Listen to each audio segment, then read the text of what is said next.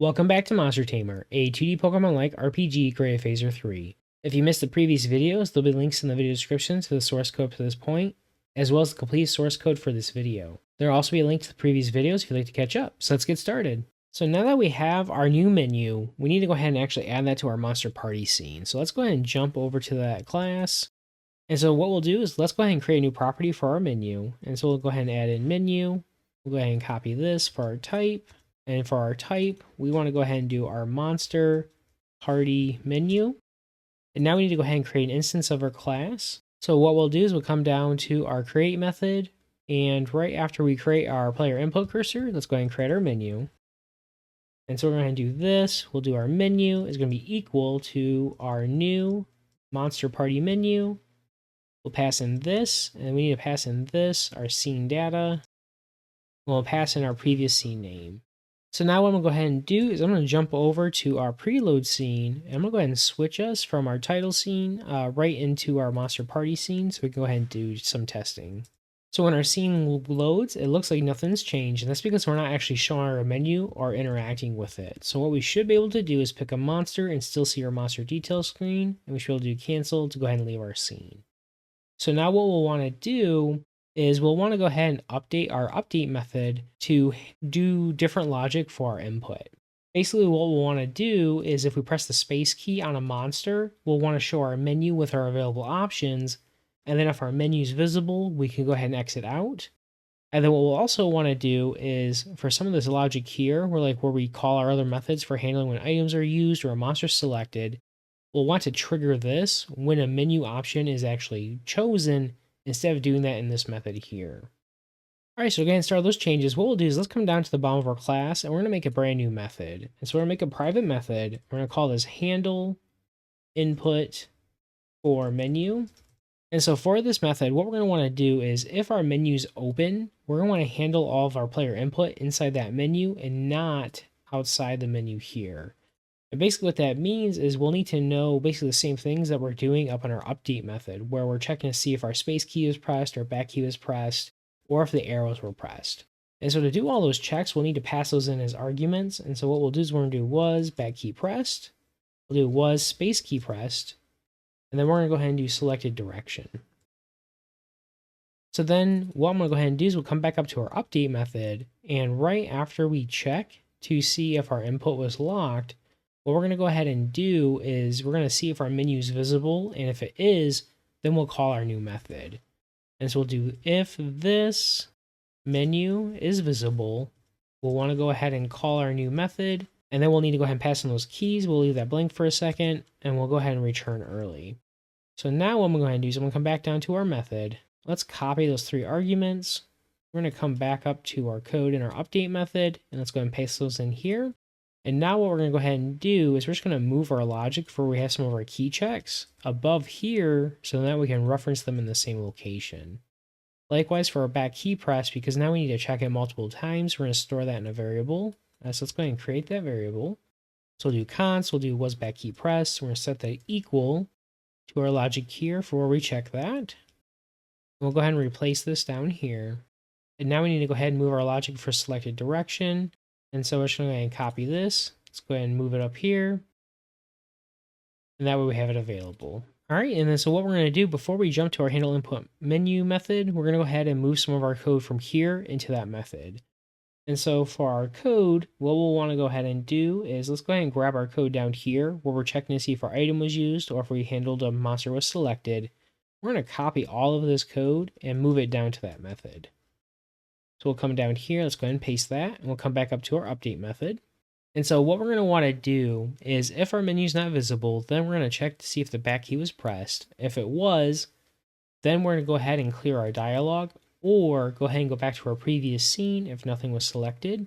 And then for our was space key press, we'll want to do our exact same logic we had before, where if we're waiting for input, we'll go ahead and clear our message. If we choose cancel, we'll go back.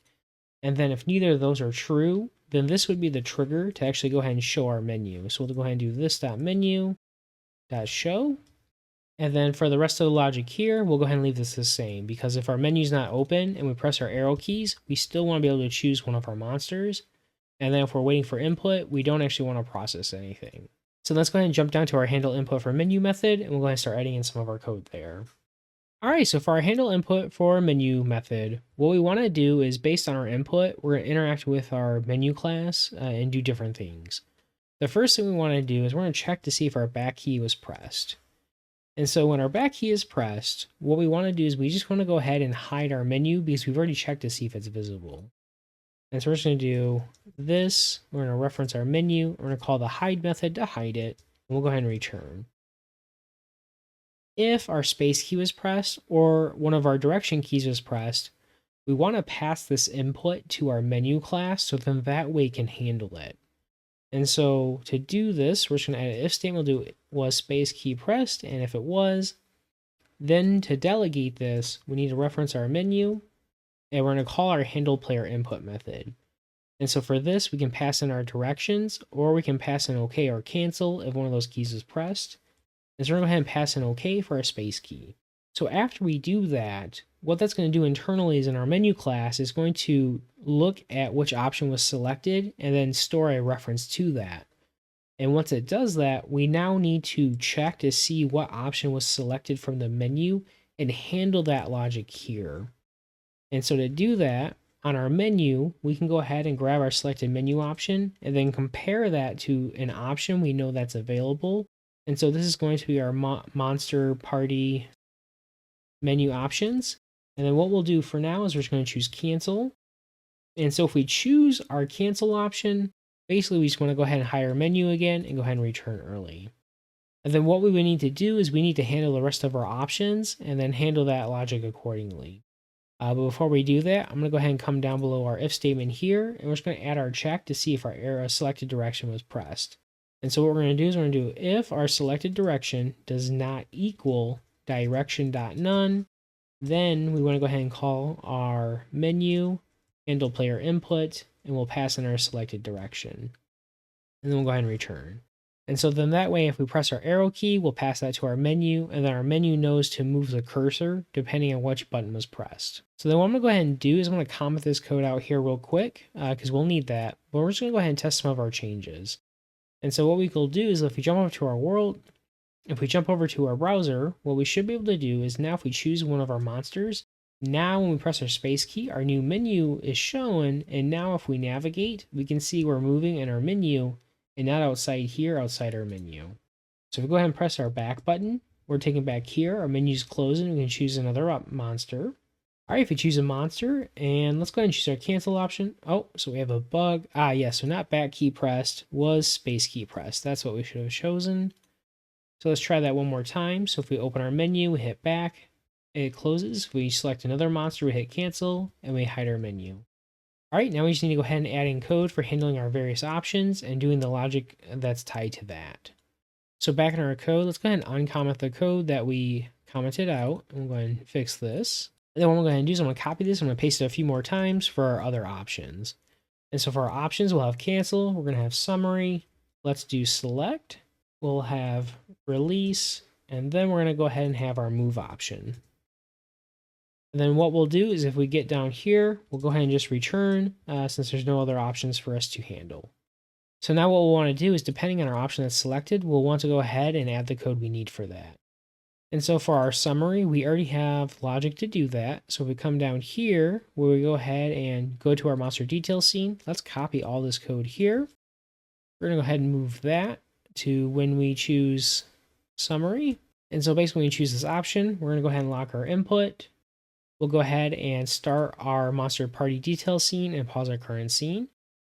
If we go ahead and choose select, what we want to go ahead and do is check to see which scene we're in and basically run this logic down here that we had before. So let's copy that. We'll come up here to select and let's go ahead and paste that. And so basically what we're just going to do is check our previous scene name. If it's inventory scene and we select an item, we handle an item. If it's previous scene is battle, then we go ahead and handle switching that monster.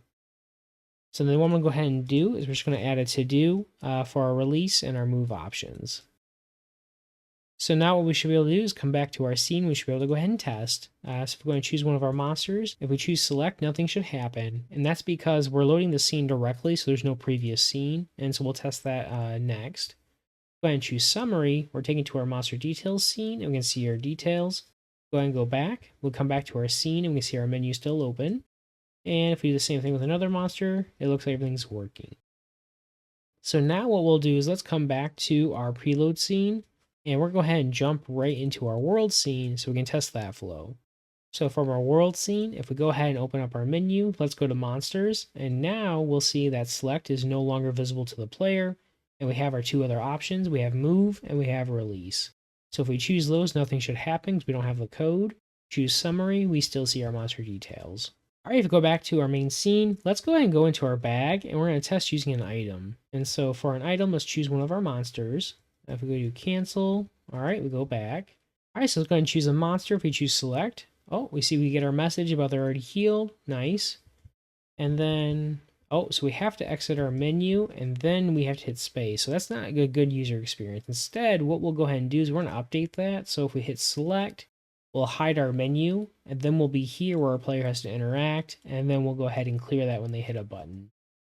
All right, so go ahead and fix that. Let's go ahead and come back to our code. We'll go into our monster party scene. And what we want to do is when we call this waiting for input, and we set it equal to true, so basically anytime we expect input from the player, we're going to go ahead and hide our main menu. So then that way our player doesn't have to do that thing where they have to close the menu and then clear out our text.